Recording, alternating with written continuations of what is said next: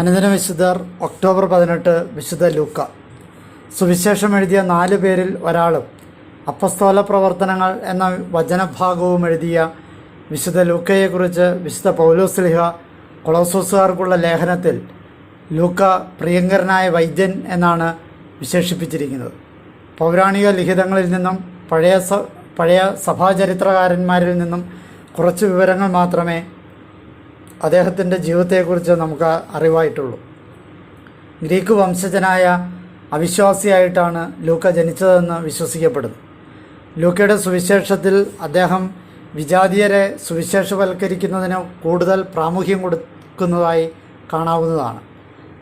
നല്ല സമറിയാക്കാരൻ്റെ ഉപമ ലൂക്കയുടെ സുവിശേഷത്തിൽ നിന്ന് മാത്രമാണ് നാം കേട്ടത്.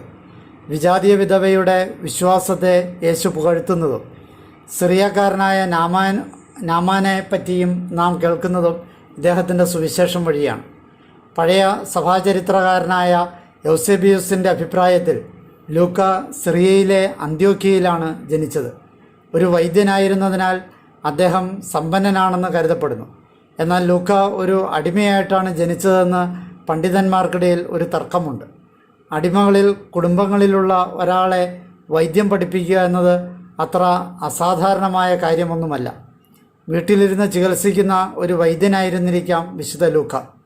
വിശുദ്ധ പൗലോസ്ലീഹ മാത്രമല്ല, യൗസേബിയസ്, വിശുദ്ധ ജെറോം, വിശുദ്ധ ഇർണേവൂസ്, കയ്യോസ് കൂടാതെ 2-ാം നൂറ്റാണ്ടിലെ ഒരു ചരിത്രകാരനും വിശുദ്ധ ലൂക്കയെ ഒരു വൈദ്യനായി പരാമർശിച്ചിട്ടുള്ളതായി കാണാം. വിശുദ്ധ ലൂക്കയുടെ മതപ്രഘോഷണത്തെക്കുറിച്ച് അറിയുന്നതിന് നാം അദ്ദേഹത്തിൻ്റെ സുവിശേഷങ്ങളിലൂടെ ഒന്ന് കടന്നുപോയാൽ മതി. ക്രിസ്തീയ വിശ്വാസത്തിലേക്കുള്ള അദ്ദേഹത്തിൻ്റെ പരിവർത്തനത്തെപ്പറ്റി നമുക്ക് ഒന്നും അറിയില്ല.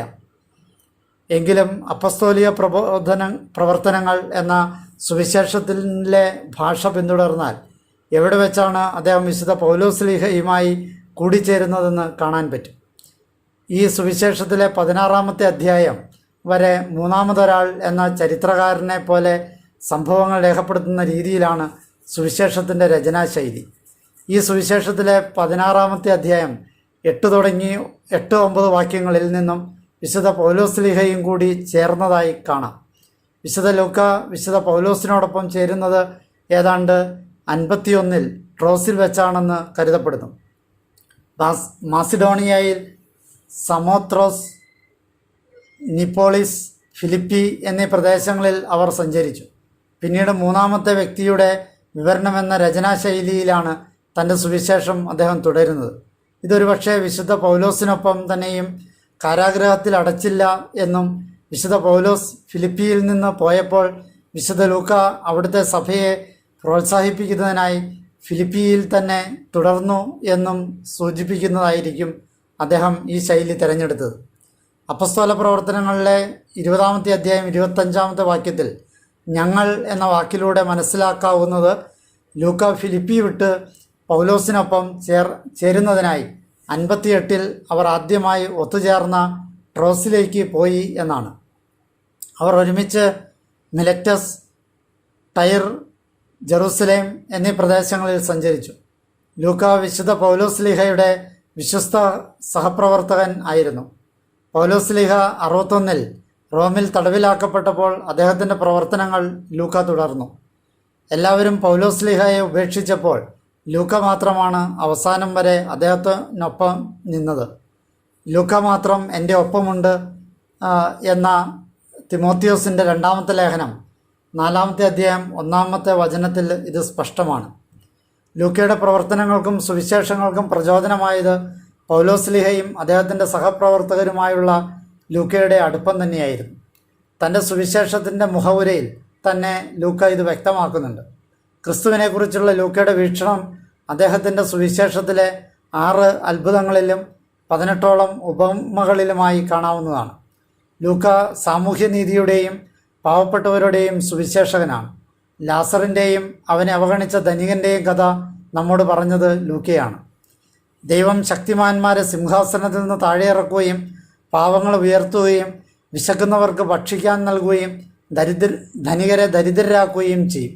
ലൂക്കയുടെ സുവിശേഷം 1-ാമത്തെ അധ്യായം 52-53 വാക്യങ്ങൾ. ഇങ്ങനെയുള്ള കന്യകാമറിയത്തിൻ്റെ ദൈവസ്തുതികൾ നാം കേൾക്കുന്നത് ലൂക്കയുടെ സുവിശേഷങ്ങളിൽ നിന്നുമാണ്. യേശുവിൻ്റെ ജീവിതവുമായി ബന്ധമുള്ള സ്ത്രീകളെക്കുറിച്ചുള്ള പരാമർശവും ലൂക്കയുടെ സുവിശേഷത്തിൽ നമുക്ക് കാണാവുന്നതാണ്. തിരുക്കുമാരൻ്റെ ജനനത്തെക്കുറിച്ചുള്ള മംഗളവാർത്തയും മേരി എലിസബത്തിനെ സന്ദർശിക്കുന്നതും യേശുവിനെ ജെറൂസലേം ദേവാലയത്തിൽ വെച്ച് കാണാതാവുന്നതും മറ്റും ലൂക്കയുടെ സുവിശേഷത്തിൽ നിന്നുമാണ് നാം വായിക്കുന്നത്.